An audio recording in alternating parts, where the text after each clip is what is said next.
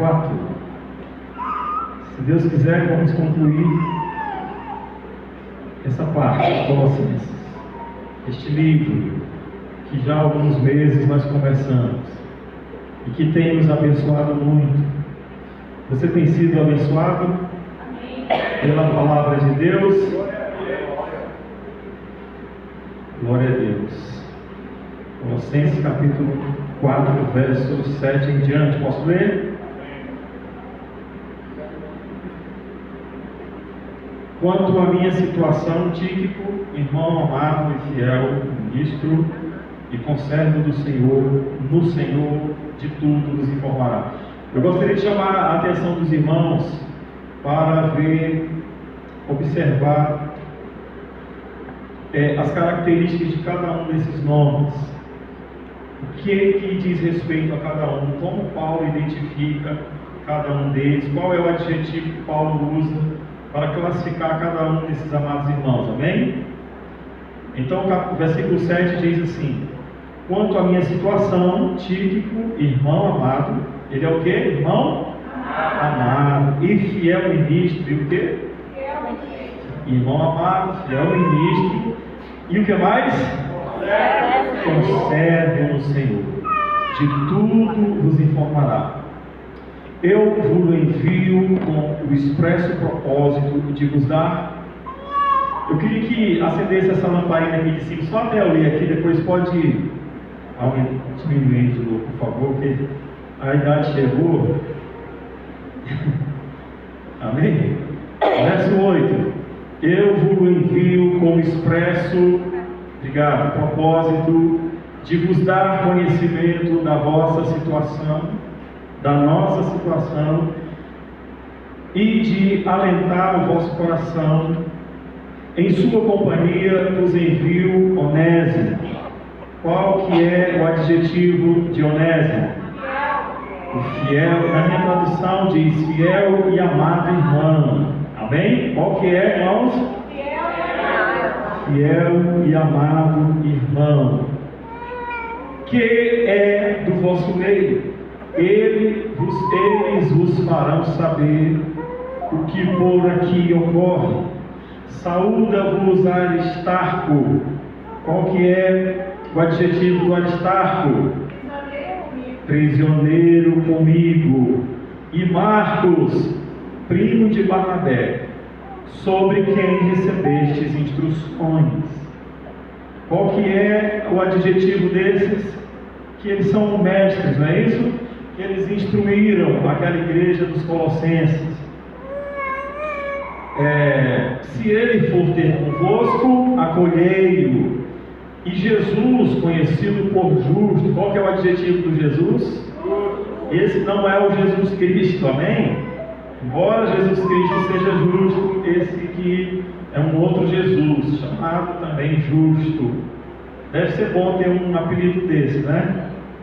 A pessoa, se você tiver um apelido justo, qual que é o adjetivo que dão para você? Justo. Eita!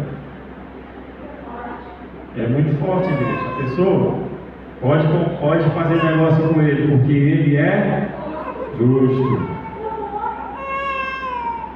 Juízo e justiça são a base do trono de Deus. Verso 11: e Jesus, conhecido por justo, os quais são os únicos da circuncisão, que o que, igreja? Que cooperam pessoalmente comigo, pelo reino de Deus. Qual que é o outro adjetivo desse Jesus, que também de Marcos e Aristarco? Cooperadores. Amém? Cooperadores, pessoalmente comigo, em favor do reino de Deus. Eles têm sido o quê? O meu lenitivo. Eles têm sido o meu conforto. Eles têm sido a minha alegria. Amém, igreja? O meu apoio, a minha ajuda, o escudo.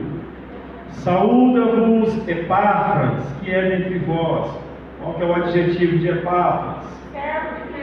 servo de Cristo Jesus, o qual se esforça sobremaneira, amém? E ele não desiste. E o esforço do Epáfras é continuamente, amém? Por todos vós nas orações. Para quê? Para que vos conserveis perfeitos e plenamente convictos em toda a vontade de Deus. E dele dou testemunho de que muitos se preocupam por vós, pelos de Laodiceia e pelos de Hierápolis. Saúda-vos Lucas. Quem é o Lucas? O médico amado. E também Demas. Aqui ele não diz, mas noutra carta, por exemplo, a carta de Filemon, ele diz que o Demas é um cooperador também. Depois aconteceu outra coisa que, se for o caso, eu vou falar aqui com ele, com Demas. Verso 13: saudai. Agora é Paulo saudando, não pedindo, não dizendo, né? É o 15, né? Agora Paulo trazendo saudações aos irmãos de Laodiceia e Ninfa e à igreja que se hospeda em sua casa. E, uma vez lida esta epístola perante vós, providenciai o que seja também lida na igreja dos Laodicenses, e a dos Laodiceia, lede-a igualmente perante vós. Também dizei a Arquipo: atenta para o ministério que recebeste no Senhor, para o cumprir. A salvação é de próprio punho. Paulo: lembrai-vos das minhas algemas. A graça seja convosco.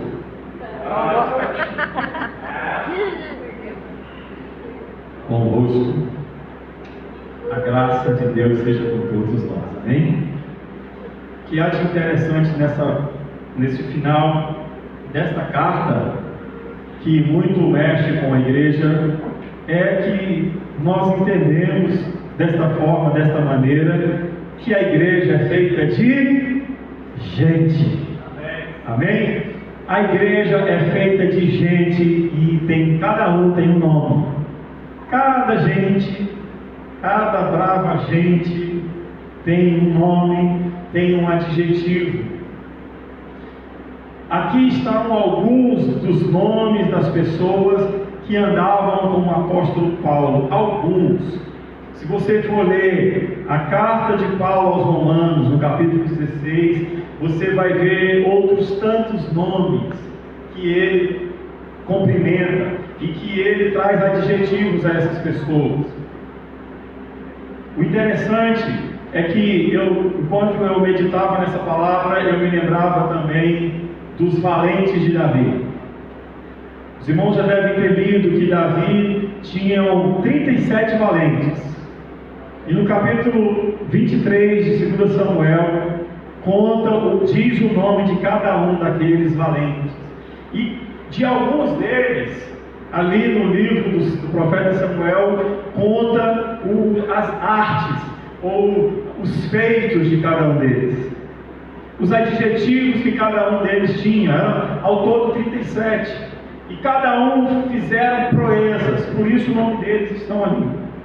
Cada um fizeram coisas que foram impactantes, tanto para eles, quanto para a nação de Israel, e quanto para o rei Davi. Esses foram chamados os valentes de Davi. Davi chamou aqueles 37 e colocou eles como cabeça dos seus exércitos. E dentre aqueles 37, Davi escolheu 3, que eram o chefe dos 37, porque fizeram mais proezas do que os outros. Por exemplo, um deles com uma lança, numa batalha contra os filisteus, matou 800 homens.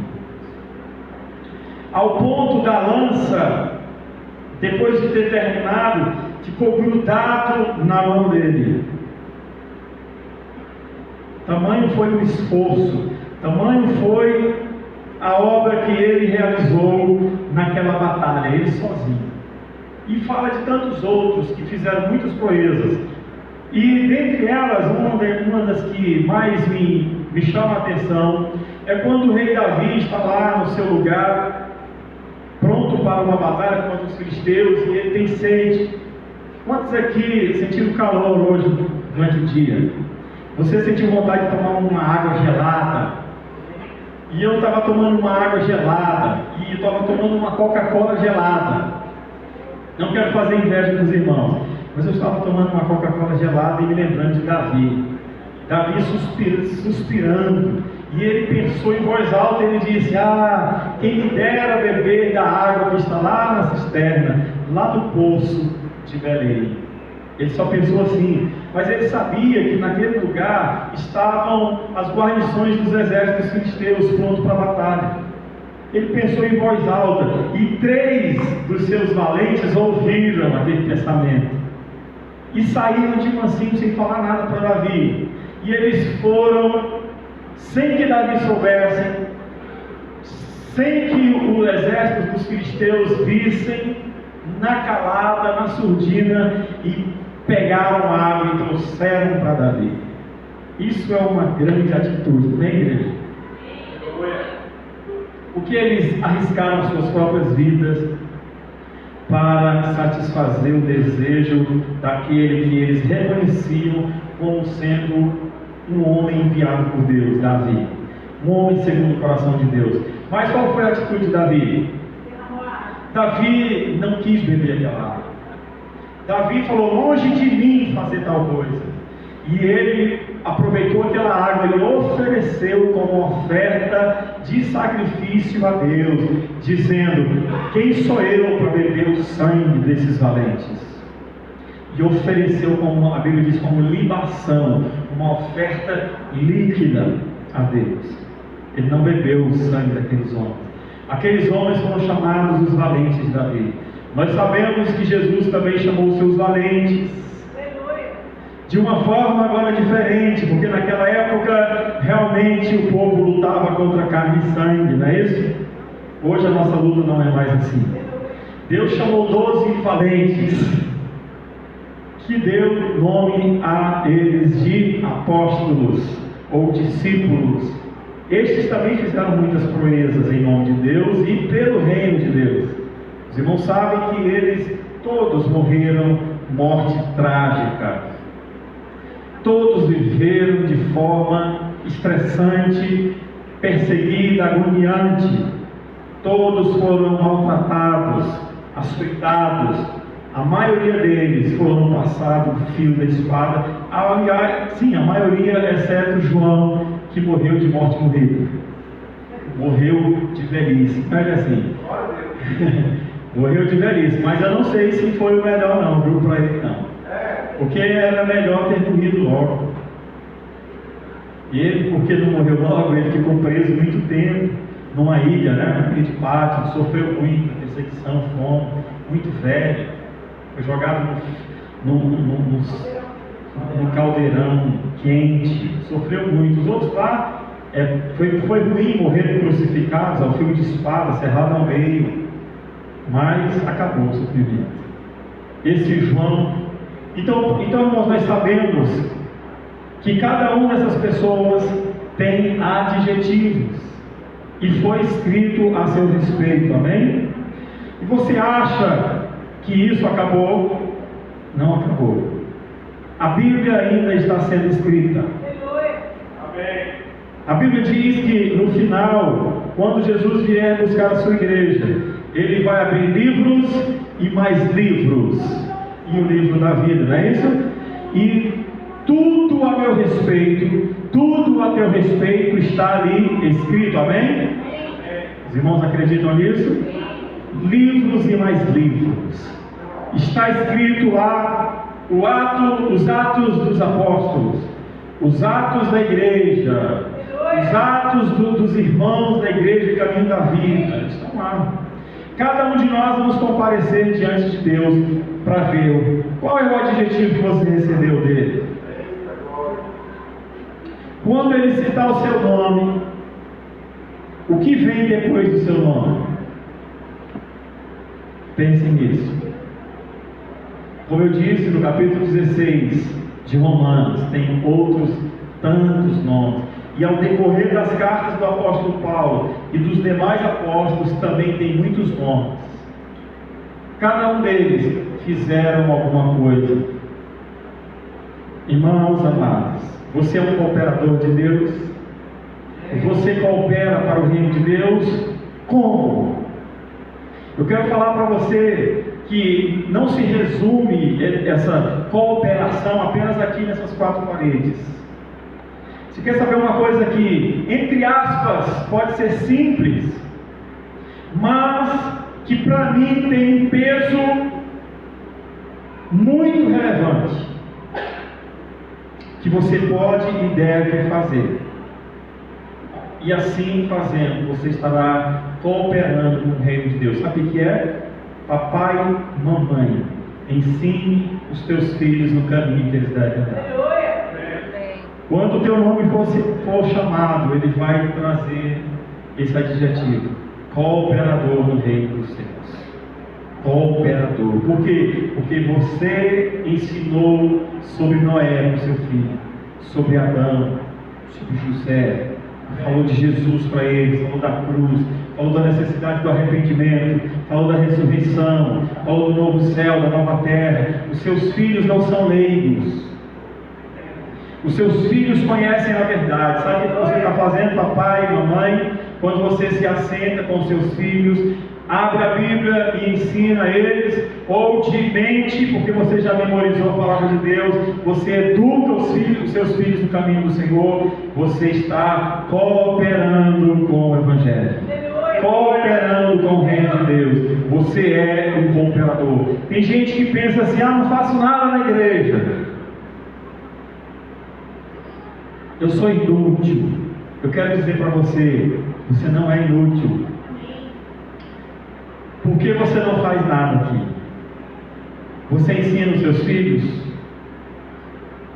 Já é grande coisa. Quando os seus filhos chegarem na faculdade, eles não serão enganados por aqueles maldosos de mentes pervertidas, porque você educou o seu filho no caminho da salvação. Então você não é uma pessoa inútil. Você, lá na sua escola, lá na sua faculdade, no seu trabalho, você prega o Evangelho para as pessoas, você está cooperando com o reino de Deus. Na sua família, na sua casa, você fala do amor de Deus para os seus parentes e familiares, você está cooperando com o reino de Deus.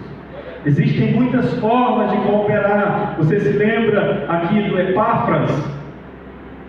O Epáfras foi quem fundou essa igreja. Foi quem primeiro pregou na cidade dos Colossenses. Possivelmente se converteu na cidade de Éfeso enquanto Paulo pregava. E Paulo jamais foi aos Colossenses. Era um desejo dele, mas ele não chegou a ir lá. Então o Epáfras, que foi aquele que foi ao encontro de Paulo enquanto estava na prisão, trouxe para Paulo algumas circunstâncias, algumas situações que aconteciam na cidade dos Colossenses. Esta é a razão pela qual Paulo escreve essa carta, para corrigir algumas coisas, para defender o Evangelho, para mostrar que Jesus Cristo é o maior de todos, tem a supremacia, para corrigir religiosidade, porque lá o povo estava se infiltrando, os falsos crentes se infiltrando dentro daquela igreja, para ensinar doutrinas erradas, mentirosas, humanas, tendenciosas, obrigando o povo a circuncidar, por exemplo, oprimindo o povo a guardar o sábado, as festas, a não sei o que mais. E Paulo escreve combatendo todos esses problemas. E ele fala assim: olha, Epáfras está aqui, aquele que é dentro de vós, aquele que é o líder aí da igreja. E eu quero testificar a respeito dele, quero dar um testemunho a respeito dele. Ele muito se preocupa com vocês. Amém. Tem alguém aqui que muito se preocupa com os irmãos, ao ponto de orar pelos irmãos? Você se preocupa com os seus irmãos e chega a esse ponto: eu me preocupo tanto, e o que eu vou fazer? Eu vou orar pelos irmãos. Talvez você pense: eu não faço nada, mas você ora pelos seus irmãos. Amém. Amém, meus irmãos? Eu espero que sim. Talvez você fale, não, aqui em casa é complicado de orar. Irmãos, todo domingo tem oração na igreja, às 18 horas. Temos vigília uma vez ao mês. O que ele diz aqui? Ele se esforça muito para isso, não é isso? Ele se esforça muito na oração. Para quê? Eu oro para quê? Para que Deus confirme os irmãos, para que os irmãos cresçam em graça, em conhecimento, em sabedoria, em temor do Senhor, em revelação, na obediência do Evangelho. Tem muitas coisas que você pode fazer para cooperar. Eu vou falar outra coisa muito simples para você, que você coopera. Eu considero uma grande cooperação se você fizer isso. Sabe qual, irmão? Estar presente na igreja, na reunião. Para mim, e eu sei que para alguns irmãos que eu já conversei, também a mesma coisa. Só o fato de eu olhar daqui e ver a carinha dos irmãos, eu já sinto que os irmãos, obrigado pela presença. Eu já sinto os irmãos me fortalecem. Ah, porque o pastor é carente, ele é deprimido. É porque eu sou ser humano, não é por isso. Eu sou ser humano. Quem é que não gosta de estar junto com as pessoas? Quem não gosta de ter comunhão, não? Quem não gosta de estar com as pessoas? Jesus gostava disso? Sim ou não? Jesus promovia reuniões, sim ou não? Banquetes, festa de arromba. Você sabia que no Velho Testamento era uma ordem as festas? Você sabia que tinha 7 festas no Velho Testamento obrigatórias? Quem não comparecesse a essas festas estavam debaixo de maldição, porque Deus sempre foi um Deus festivo e que gosta de comunhão. E Ele mesmo tem uma promessa dizendo que se os irmãos estiverem em comunhão, eu vou ordenar bênçãos para eles. Então só o fato de você entrar naquela porta ali, você já coopera, pelo menos comigo. E não só comigo, pode ter certeza. Eu já percebi muita gente que vem aqui, quando pega o microfone, que vê a igreja com mais gente, e fala assim, uau, que legal, a igreja hoje está cheia. Isso motiva ou não? Isso é muito bom. Então nunca pense, eu não faço nada na igreja. Senta nesse banco e assunte. E você já está fazendo, cooperando. Amém, meus irmãos? Você quer saber outra coisa? Você venceu a barreira de não vir para a igreja. Você entrou na igreja, no prédio da igreja, e você participa do culto. Outra coisa que faz com que você coopere para o reino de Deus. Sabia disso? Por exemplo, chega o irmão para começar o culto e você está atento ao que está sendo falado. Pode ser quem for, seja uma criança, como foi ontem aqui, foi uma bênção. E que você não despreza ninguém que esteja aqui, por nenhum motivo. É outra coisa que faz com que você coopere para o reino de Deus. Porque quanto mais você está atento às coisas que acontecem aqui em cima, mais vocês cooperam com o reino de Deus. Vocês terão, se você não fizer isso, você terá um adjetivo. Se você fizer isso, você terá outro adjetivo. Existem aqueles que cooperam, mas não pode existir no meio da igreja aqueles que atrapalham. Esse adjetivo não pode ser colocado em nenhum de nós. Amém, irmãos? Amém. Quando você consegue entrar no prédio do culto e participar ativamente, na hora da oração você ora, na hora do louvor você louva, canta, você dança, na hora da palavra você escuta. Você não fica se movimentando, a menos que você está com problema no intestino, sei lá o quê. Você não está em outras atividades a não ser a palavra de Deus. você está cooperando. Quando você não conversa com seu vizinho, você está cooperando com o reino de Deus. Eu falo isso, irmãos, do fundo do meu coração. Então eu quero incentivar os irmãos a serem sempre cooperadores, amém? Nunca deixe, irmãos, o cansaço te vencer. Eu sei, irmãos, que nos tempos que nós vivemos é muito difícil. Eu entendo, é muito difícil você participar de tudo. Nós temos muitos eventos na igreja. Eu sei que é difícil, mas escolha lá 1, 2, sei lá, e seja fiel, amém? Seja fiel. A sua presença vai contribuir, cooperar para o reino de Deus. Qual é o seu adjetivo? Você é como quem? Lembra que eu falei do Demas? Demas também era um cooperador do apóstolo Paulo. Mas o tempo foi passando e Paulo, 2 Timóteo, capítulo 4, Miqueias, por favor, 2 Timóteo 4:10. No livro de Filemon, no verso 24, Paulo diz que o Demas era um fiel cooperador dele. Mas Paulo escrevendo para Timóteo no final da carreira, quando ele diz que a cabeça dele já vai ser cortada, ele vai ser oferecido como oferta a Deus, Paulo está dizendo outra coisa a respeito de Demas. Pode colocar aqui, por favor? 2 Timóteo 4:10, senão não me falha a memória. Olha, o que ele diz agora a respeito de Demas? Porque Demas, tendo amado o presente século, me abandonou e se foi para Tessalônica. Qual é o adjetivo do Demas agora? Antes era cooperador fiel, amado. Agora é aquele que abandona. Por que ele abandonou?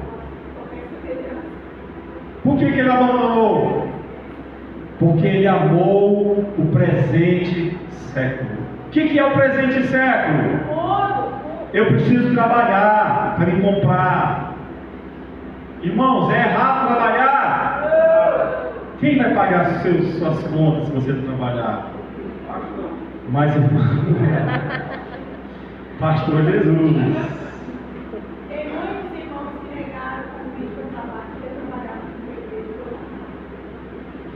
A pastora Bia está contando o caso de muitos irmãos que deixaram alguns serviços porque iria atrapalhar a comunhão da igreja. E Deus honrou. Se servir de testemunho, eu deixei há 14 anos atrás um emprego que naquela época me pagava até R$6.000. Naquela época, quando dinheiro ainda comprava alguma coisa.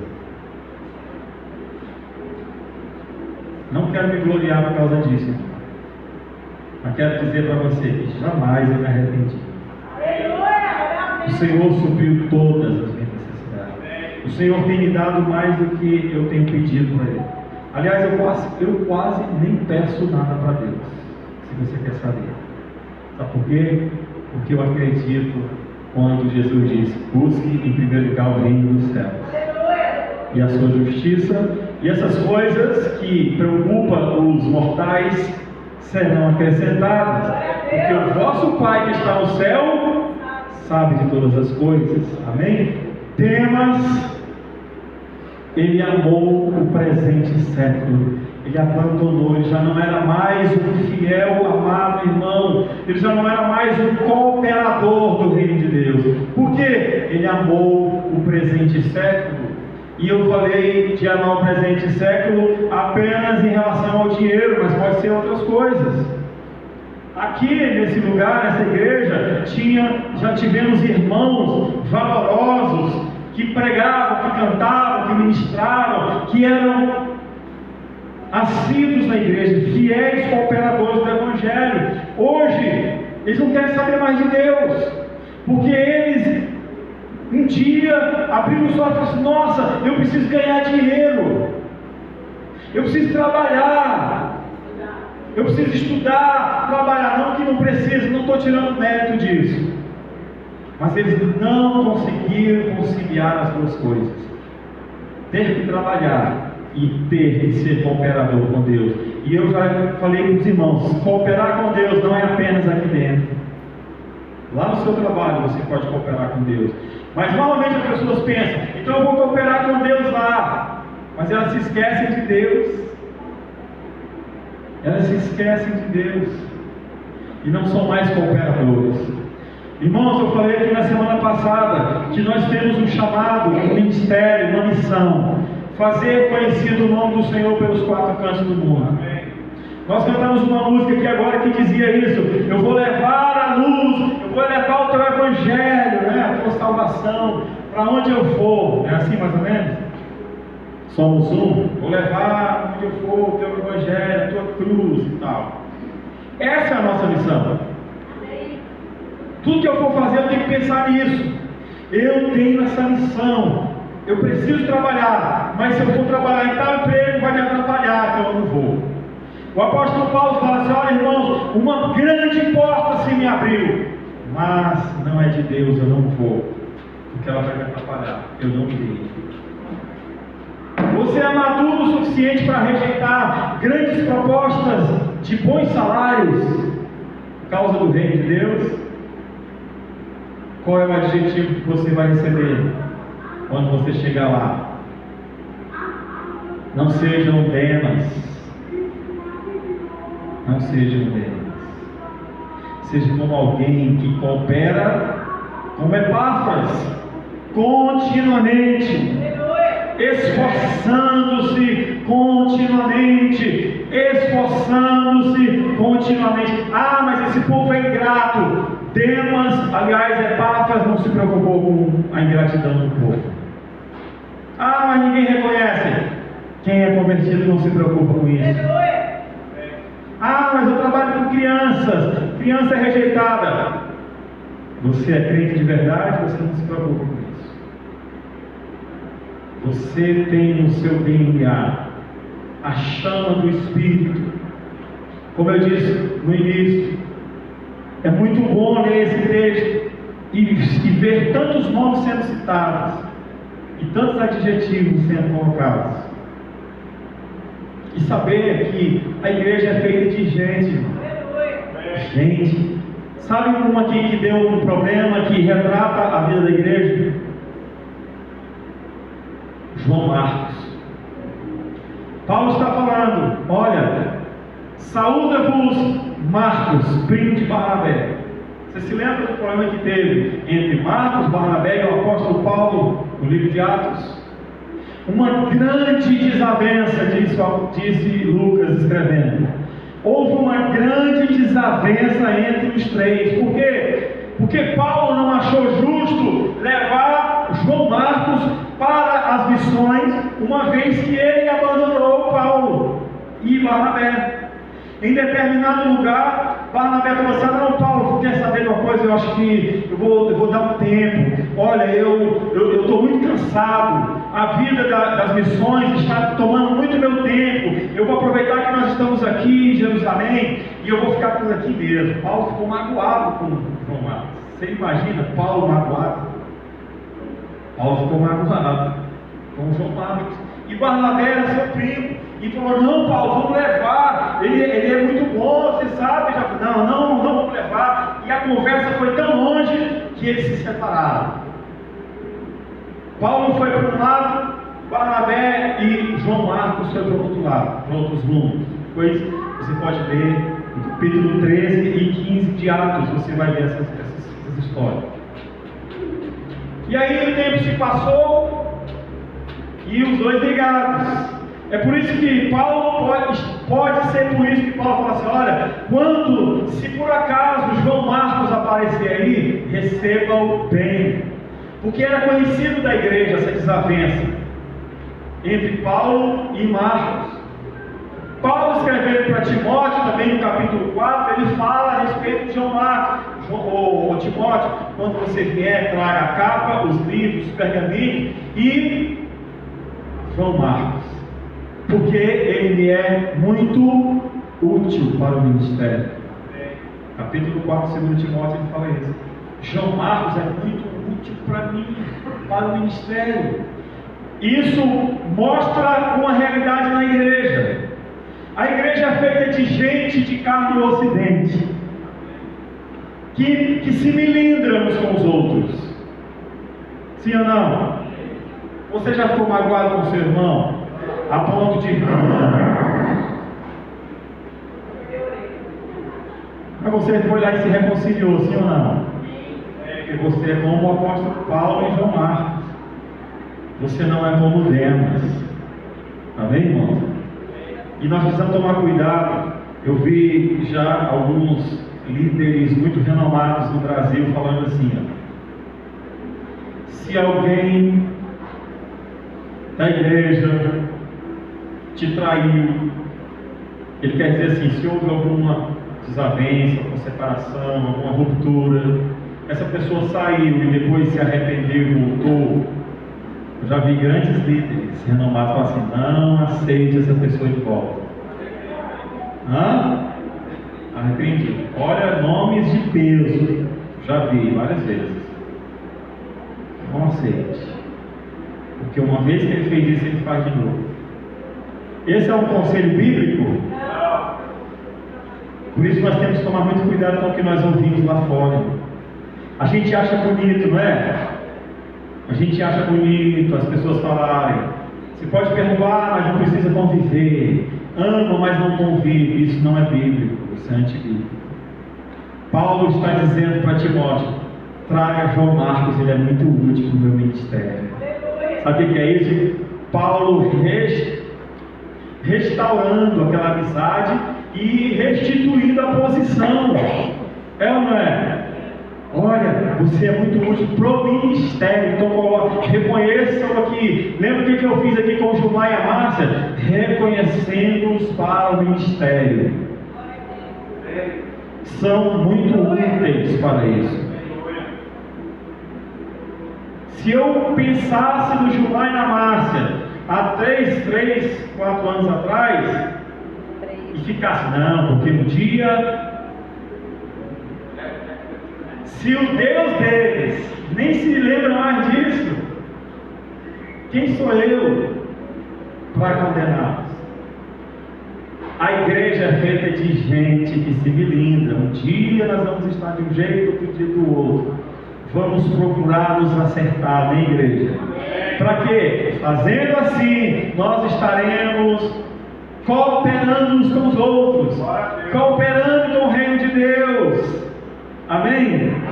Nós somos os valentes da atualidade, mas pense, os valentes de hoje não são como os valentes de antigamente. Os valentes de antigamente enfiavam a peixeira no bucho, enfiava a espada e tirava sangue e matava. Os valentes de hoje dão a outra face. Os valentes de hoje são aqueles que perdoam. Amém?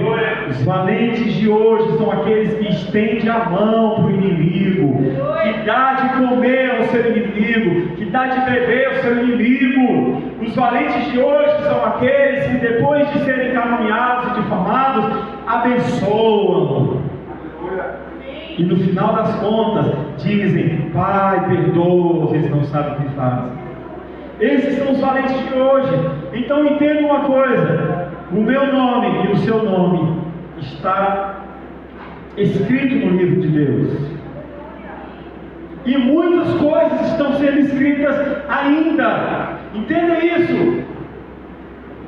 O livro da vida tem o seu nome e os seus feitos. Quais são os seus feitos? Quais são os atos de justiça que você pratica? São atos de justiça? São cooperação em prol do reino? Ou você tem atrapalhado? Olha uma coisa que é chocante, e eu vou terminar aqui. Aqui nesse lugar já teve pai de família que se assentava com seus filhos na hora do almoço, da janta, ou andando pelo carro, e falavam mal da igreja dos seus filhos. Eles estavam cooperando com o reino de Deus? Sabe o que aconteceu com os filhos? Não querem saber de igreja. Teve um que chegou para mim e falou assim: pastor, eu não vou mais cantar na igreja. Por quê, irmão? Porque o meu pai e a minha madrasta, spoiler, né? Dica. Vive falando que a forma que nós cantamos aqui é do diabo, não é de Deus. Então, para mim evitar confusão na minha casa, eu vou largar esse negócio aqui. Porque toda vez que tem aqui um culto, a gente sai daqui, até chegar lá em casa, no outro dia, no outro dia, no outro dia, é só blá, blá, blá, blá, falando mal de tudo que acontece dentro dessa igreja.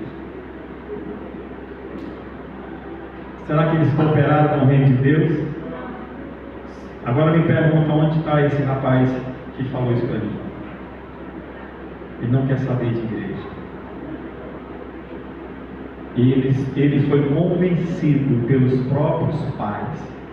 Os pais, ao invés de fazer de tudo para que os filhos se sintam bem na congregação, eles tentaram mostrar: olha, aquilo outro, está vendo? Olha. Aí os filhos vão crescendo e vendo aquelas coisas que os pais falaram. Moral da história: eu prefiro ir para o shopping center. Eu prefiro ir para tal lugar, cinema. Porque quando vai falar, só fala mal. E por fim, lembrei de outra coisa. Nós tínhamos uma vizinha que não temos mais, viajou.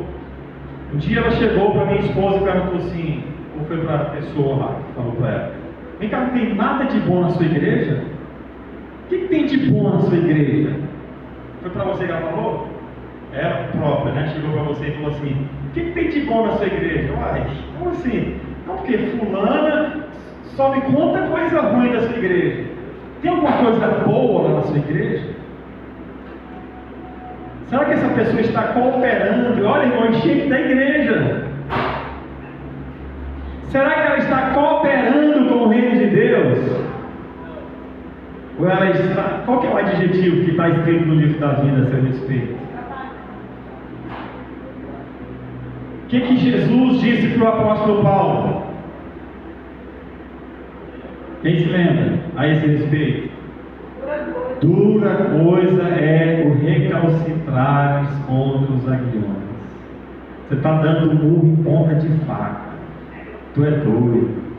O que o sábio Gamaliel disse para o Sinédrio quando prendeu os apóstolos? Dai de mão a esses homens. Olha, não se oponha a esta obra. Porque se essa, atenção igreja, se essa obra é de homens, o que vai acontecer? Se essa obra é de homens, ela vai acabar. Agora, se ela for de Deus, cuidado para que você não seja pego lutando contra Deus. Qual é o seu adjetivo? Deixa eu chamar os irmãos, por favor. Qual é o seu adjetivo? E quando os irmãos pensam em você, qual é o seu adjetivo? Amado, né? Fiel. Eu escrevi aqui, quando os irmãos se preparam, eu queria a atenção dos irmãos. Olha, a respeito do Tíquico, Paulo diz: irmão amado, fiel ministro e conservo no Senhor. A respeito de Onésimo, ele disse: fiel e amado irmão. A respeito de Aristarco, ele disse: é prisioneiro comigo. Se ele é prisioneiro com Paulo, é porque os dois andavam juntos, amém? Amém? Amém.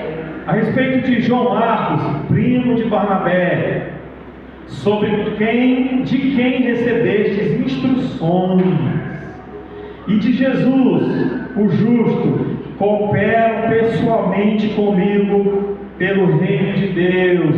Eles têm sido o meu lenitivo, eles têm sido a minha alegria, o meu prazer, a minha satisfação. A respeito de Epáfras, ele diz: ele é o líder de vocês, ele é servo de Jesus Cristo, ele se esforça sobremaneira, continuamente por vós, nas orações, para que vos conserveis perfeitos e plenamente convictos em toda a vontade de Deus. A respeito de Epáfras, ele disse: muito se preocupa por vós, ainda, né? Pelos de Laodiceia, pelos de Hierápolis, e Lucas, o médico amado, meu cooperador. Agora, irmãos, ele está falando aqui a uma igreja que se reunia na casa de Ninfa e de Arquipo. Quando você tem uma célula na sua casa, você é um grande cooperador. Amém. Você é um grande cooperador. Quando você tem uma Glória a célula. Deus. Você é um grande cooperador. Porque você abriga a igreja do Senhor Jesus na sua casa. Paulo fala assim: olha, saúda, por favor, saúda Ninfa, porque tem uma igreja na casa dela. Tem um povo que se reúne na casa dela. Eles não têm prédio, eles não têm tempo. Onde é? É na casa deles. Irmãos, isso é maravilhoso. Glória a Deus. Queira uma célula na sua casa. Nós temos células aqui sempre. Temos uma que é fixa na casa do Luciano. Mas poderíamos ter mais. As de quinta e sexta-feira aqui, ou quinta, muitas vezes, quando não tem um lugar, é aqui. Eu particularmente gosto de ter aqui. Mas é melhor quando a gente vai para uma casa. Se você quiser, você fala com os irmãos: ó, eu quero a célula essa semana, pelo menos, na minha casa. Ah, não, eu já tive há 2 anos atrás e a experiência não foi muito boa. Sujaram meu vaso, quebraram minha planta. Não, isso aí vai ficar. Sujaram lá na tua casa, já, Luciano? Água resolve? Ah, pronto. E por fim, ele fala de Arquipo. Ele diz: ó, quero que vocês dêem um recado para o Arquipo. Fala para ele cumprir cabalmente o ministério dele. Fala para ele não esmorecer. Fala para ele não fraquejar. Cumpra cabalmente o ministério dele. Amém? Vamos ficar de pé. Vamos